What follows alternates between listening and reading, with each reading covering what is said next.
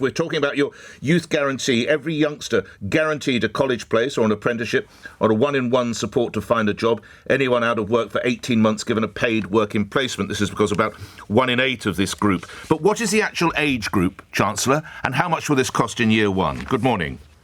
Good morning. It's great to talk to you, as ever, Nick. Young people should be in work or training, and yet today almost 1 million aren't. And we know the biggest losers from that are the young people themselves, because if you are out of work or training early on in what should be your working life, you are more likely to suffer further bouts of unemployment later on.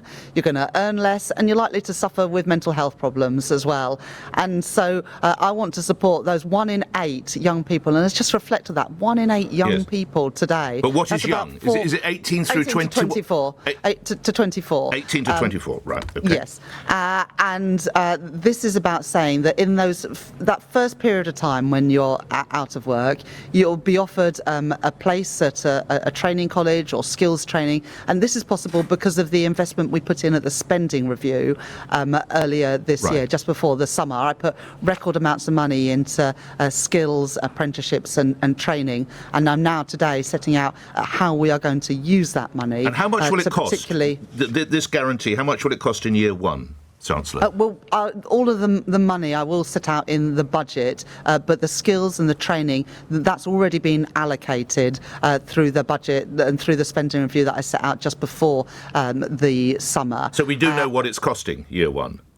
I'm going to set all that out in the budget, Nick, because that's the time when we set out all of the numbers. But the first part of it, the training and the apprenticeships, all of that is money that we set out in the spending review. And this all comes from the settlements that we have made to the Department for Work and Pensions and the Department for Education. So you do know the cost, though. It's just you won't share it with us at this time. Is that right?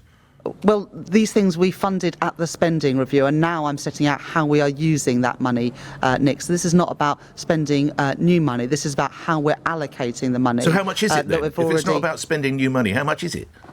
All of the precise numbers can be set out in the budget, but this is about allocating money from the spending review. Okay. And the purpose of this is ensuring that young people get a good start in life, and that we work with businesses to make sure that we're not subsidising people to do nothing. What might some of those businesses be, Chancellor? Well, we're first of all announcing this today, so we now, ahead of the budget, will work with businesses to identify those opportunities. But already today, business organisations have welcomed this. There are hundreds of thousands of vacancies in the economy today, and many businesses tell me that they struggle to recruit, they struggle to retain workers, and this is about ensuring that changes and that the vacancies in the economy are being filled by young people who are here and able to work, but at the moment, not is it getting construction? That support. Is it retail? Is it what sort of jobs are? Is it agriculture? What is it?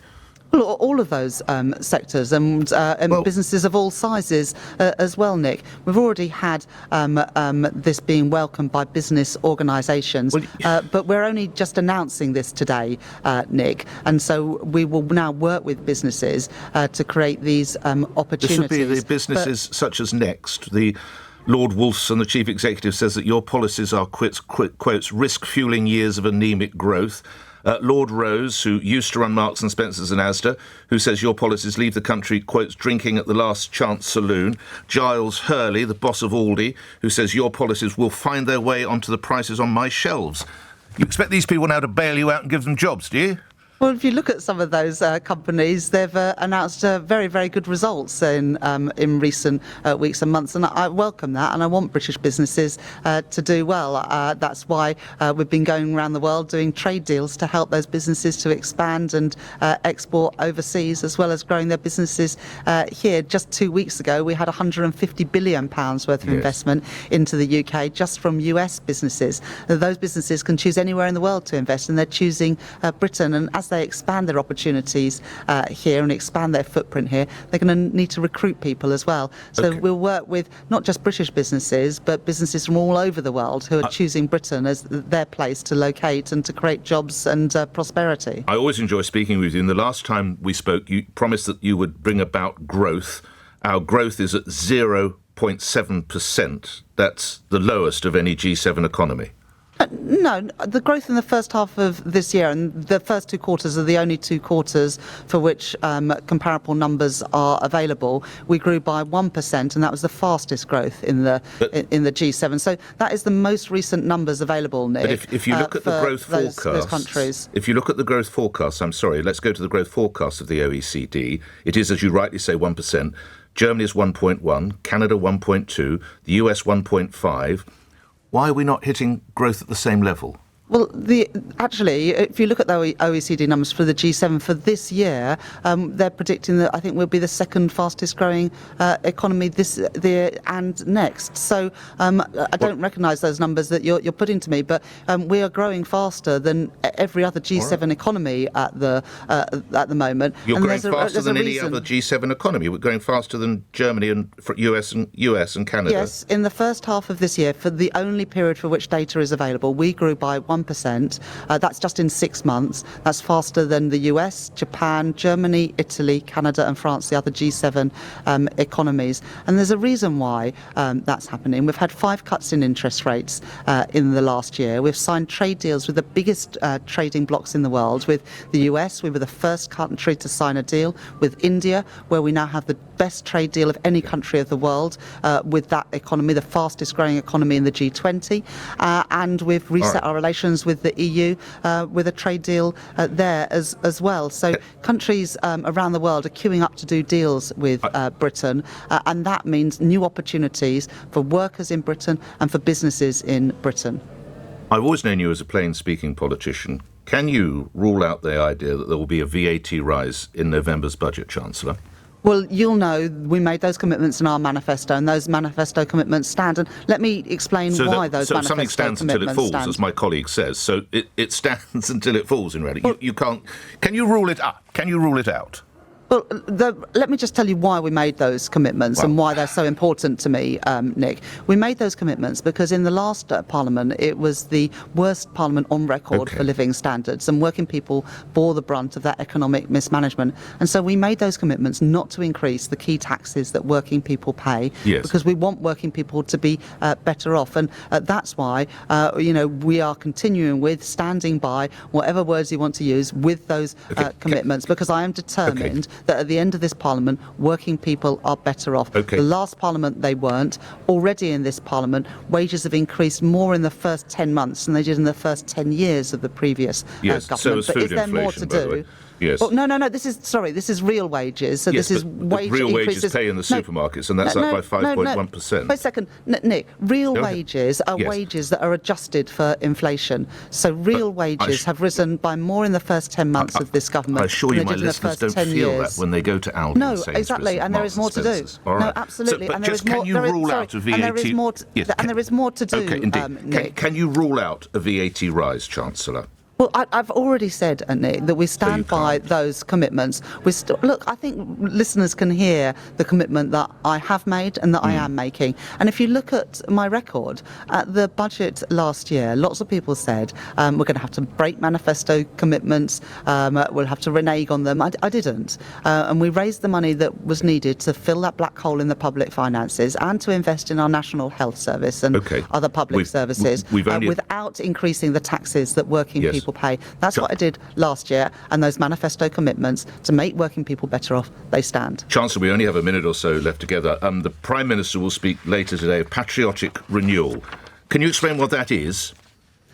Well, I'm speaking today, and the Prime Minister is speaking tomorrow at our conference. Yes. But Patriotic He's going to speak of Patriotic renewal. What does that mean? It means believing that the best days for our country are ahead of us, and not seeking division, but seeking unity and bringing people together. And actually, a really great example of that is this youth guarantee.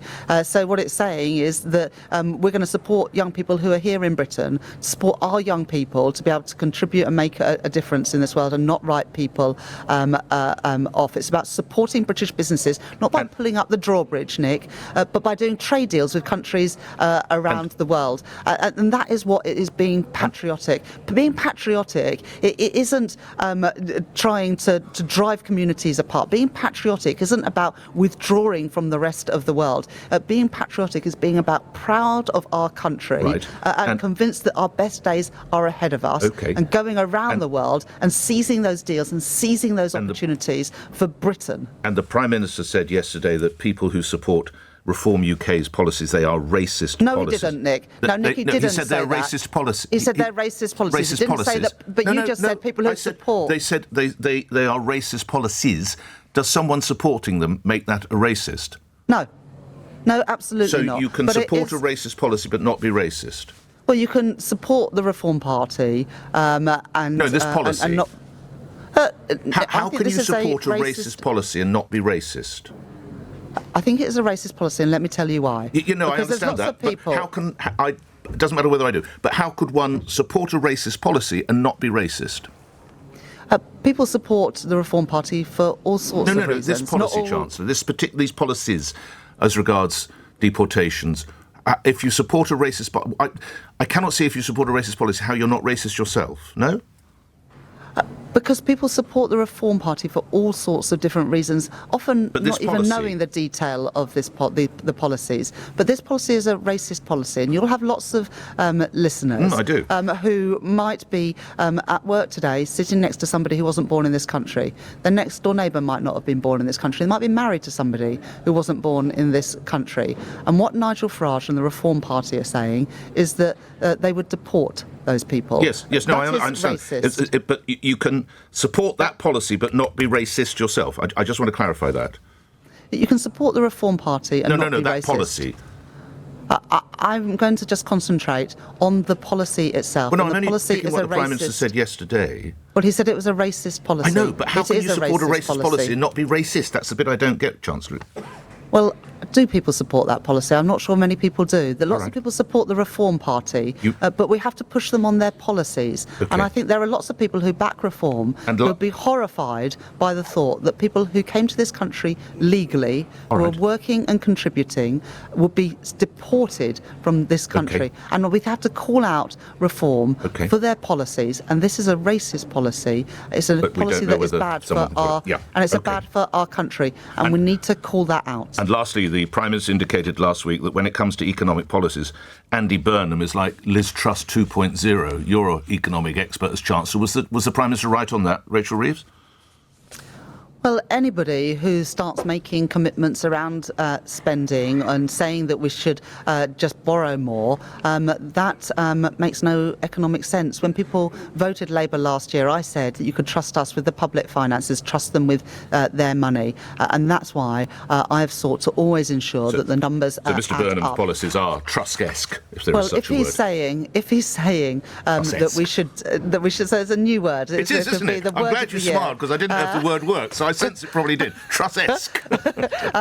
You heard it here on LBC first.